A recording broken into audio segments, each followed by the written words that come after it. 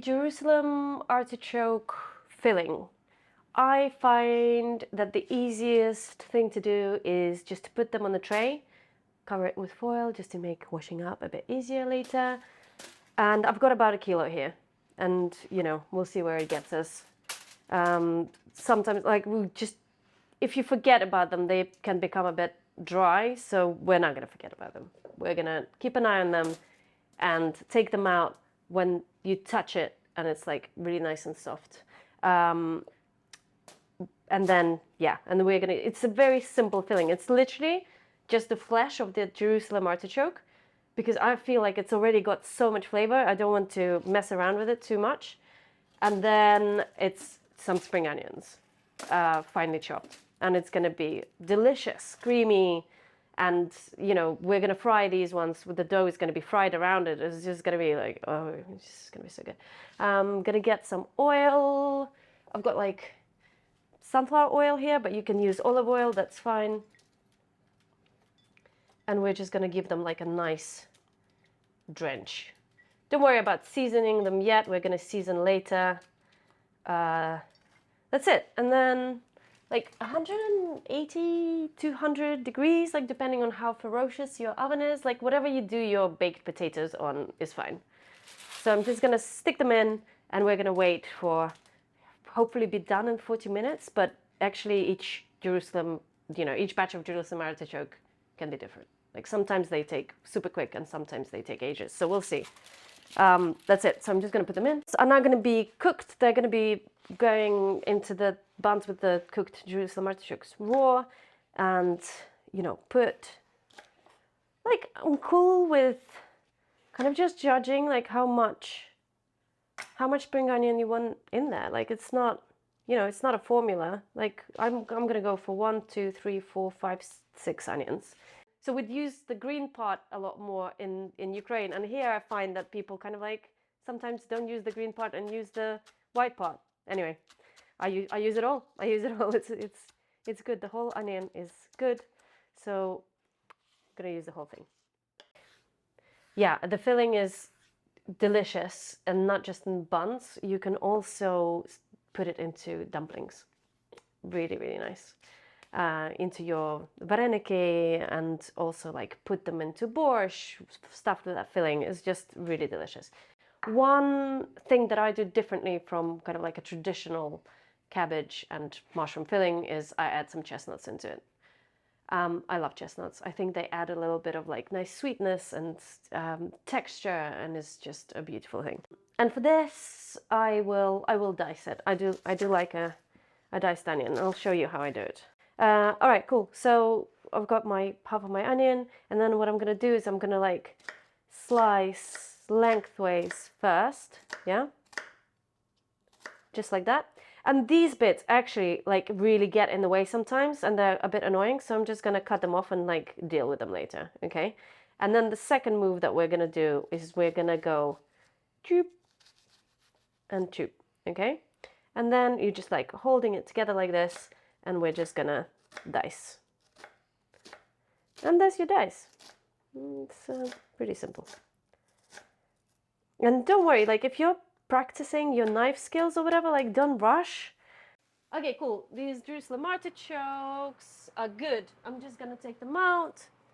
Are we gonna use the oven? Yeah, I'm just gonna keep it on. I'm gonna take them out. Take them out, take them out, take them out. Okay, here goes. They smell amazing, and you can see just how much natural sugar they've got, because you've got all of that kind of like Jerusalem artichoke caramel essentially at the bottom of the on the foil. If you need it to be super quick, also you can just put the filling out onto a tray so it's flat, and then it will cool down in 5 minutes. The artichokes, delicious. The artichokes. Delicious. Delicious. Put the spring onions in, and then just gonna grab a smaller knife Yeah, so as you can see, this is how you want them. So you can put the flesh in and then don't throw away the skins. I'll show you in a sec what you can do with them because they are delicious and they become so crispy once they're roasted again. But yeah, that's the kind of vibe that you want. Sometimes if you overcook them, the flesh like gets stuck to the skin and then it's really hard to do anything with it. But yeah, this is good. All right. And then, you know, your skins, you just put them back into the tray. So I'm going to do the same with the rest of them. So I've got my Jerusalem artichoke flesh in here. I'm just going to put, just going to season it basically. I'm just going to put generous salt and then some black pepper. Quite a bit.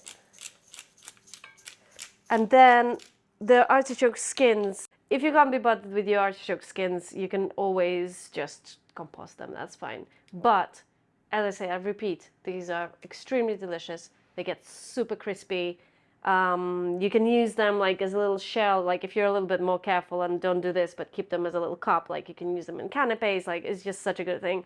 Just make sure to put them back into the tray where they were. Olive oil or a bit of sunflower oil. And then now we can put a little bit of salt on and we're just going to stick them in the oven like at 200 degrees or something and check them after 10 minutes and see if they've crisped up or not. Maybe just like separate them a little bit so they're not on top of each other, and a bit of like garlic yogurt with some dill or other herbs, tarragon, whatever. It's going to be so good to dip them in and just, oh, delicious. Okay, let's put them in. So we've got our Jerusalem artichoke skins. Can you hear it? Can you hear how crispy this is?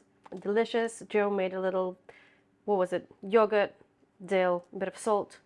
I would add a little bit of garlic in as well, but... I added lemon juice. And lemon juice. I don't know. Well, and then you just basically go...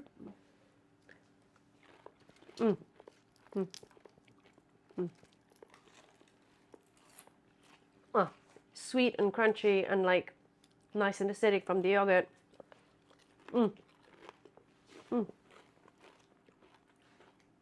It's heaven. Kai, you gotta try some. I'm gonna let you. You wanna do it? I'm gonna do it. Do it.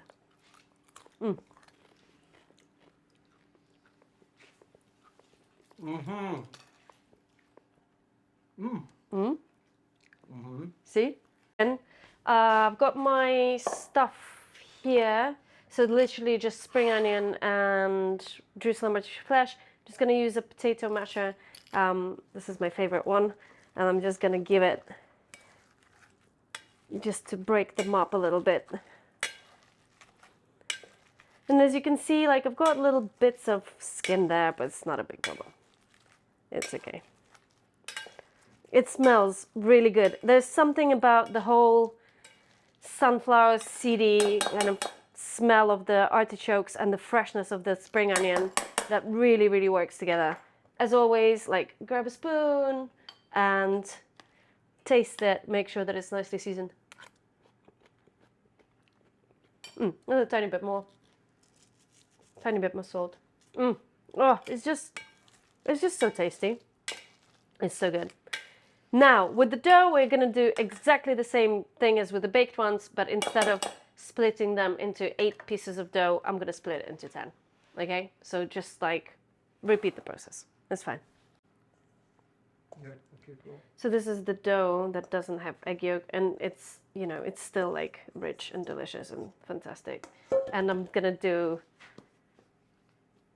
Actually, it doesn't feel as wet, obviously, because we don't have the egg yolks in.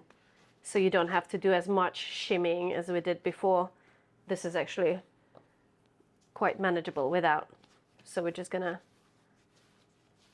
give it a quick knead and then divide it into 10 pieces instead of 8.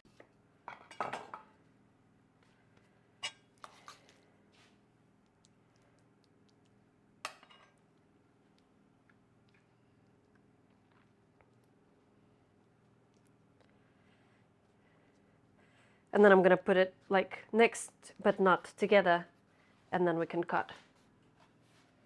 Okay, so.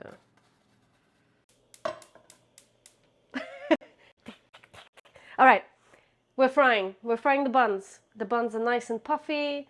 I merged a little bit here together, which is not a problem. I'm just like gonna cut through it. It'll be fine. Put the oil in. So this is like frying sunflower oil. You'll have to go. I mean, my mom and my auntie would have a much like thicker layer of oil in there. They'll be almost like deep fried, almost deep fried. But I think this is enough. Like, it's there. The oil is there. The sides might be a little bit paler than both sides, but it's fine. Like, it's fine. I find the whole deep frying thing a little bit overwhelming sometimes. So I try to shallow fry. I just like to shallow fry, and that's my thing. You just have to wait for it to come up to like a nice temperature. And, you know, you can use a piece of bread, or you can literally like just pinch off a tiny bit of the dough, just like a tiny little baby piece of dough. And then when I feel like it might be hot enough, I'm going to put it in and see if it sizzles. So I've got my tiny little piece of dough. The oil is kind of like making noises, but it's not ready. Okay, so if it makes noise, it doesn't mean that it's ready quite yet. I mean, look, this is not doing anything. It should be dancing around. Yeah, almost there. There, there. Is it dancing around? Nearly. So not quite there yet. Like, hold your nerve. I'm very guilty of not holding my nerve. I'm just like, I'm ready to fry, but just give it a second. Okay. The thing is hot.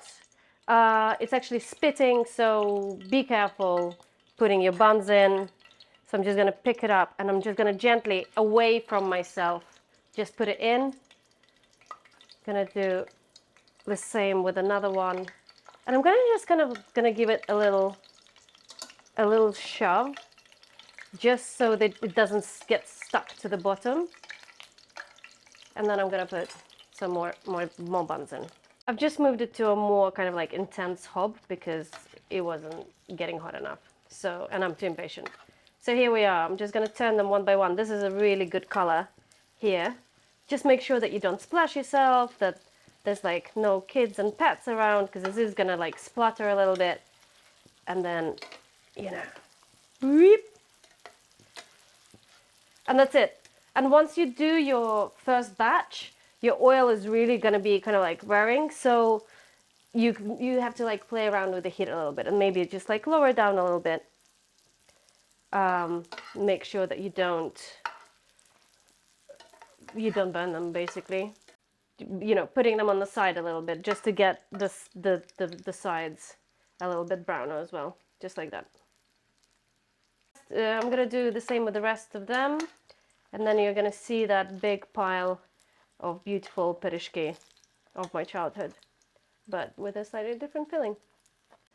Okay, so one, and then we've got two, and then we've got, yeah, that's good, like, that's legit. Okay, 100%, like, definitely let them cool down a little bit, and then just